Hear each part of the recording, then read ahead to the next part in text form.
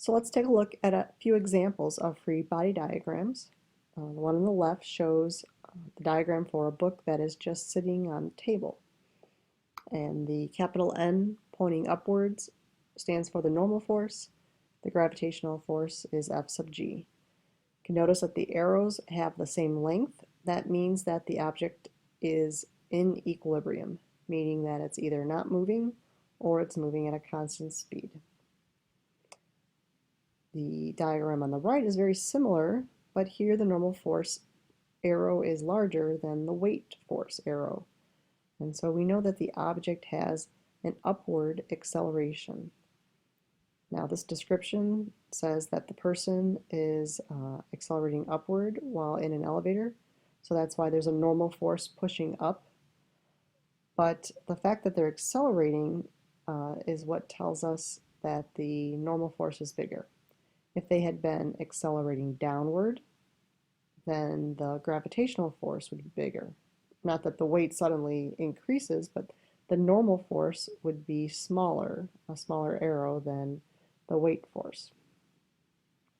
But note that this picture doesn't mean that the person is necessarily moving upward while accelerating.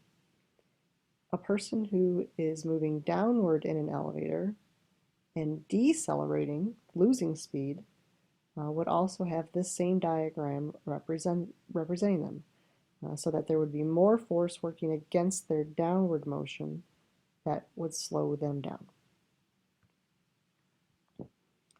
So here's a few diagrams representing a book being pulled across a table. So there's must be a string attached to that book, and so the tension force, the capital T, looking at the left-hand diagram, the tension force is being applied horizontally, so directly with the object's motion. And so you can see here how again, the normal force and the gravitational force are equal, but if the object is accelerating, which actually we can tell here, the tension force is bigger than friction. Now it's possible that our object is being pulled to the right, but it's not accelerating. In that case, tension and the frictional force F sub k would have the same size arrow. So the other picture shows a diagram of the tension force at an angle. So maybe we're not holding the rope exactly horizontal. Well, in this case, notice that the normal force is a little smaller than in the first case. And that's true because the tension force pulls up a little bit. Think about the upward component of that tension force. And so normal force is going to be less to sort of allow for that upward tension. It's the combination of the upward portion of the tension force and the normal force together that is balancing the weight. So if the normal force stayed the same, somehow this object would launch upwards. Okay, and that's probably not happening if we're pulling a book across a table.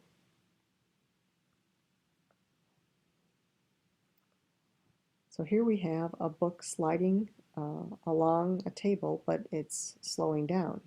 So we're not pulling on it anymore. Notice that the tension force is gone.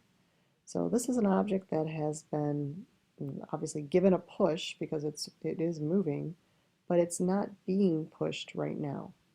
It's just slowing down because of friction. So we don't have to have an arrow pointing forward just because an object is moving. That's an important picture to sort of accept in your mind. This book is sliding to the right, but it doesn't need a force pushing it that entire time. It needed that force in the initial situation, but not right now. And then this other diagram with the incline, that's one we're going to spend some time on. Notice how the weight force still points straight down. The normal force is perpendicular to the incline, but what's keeping the book at rest is a frictional force, a static friction, which is why we're going to use F sub s. So that's again a diagram that we will look at quite a bit in the coming weeks.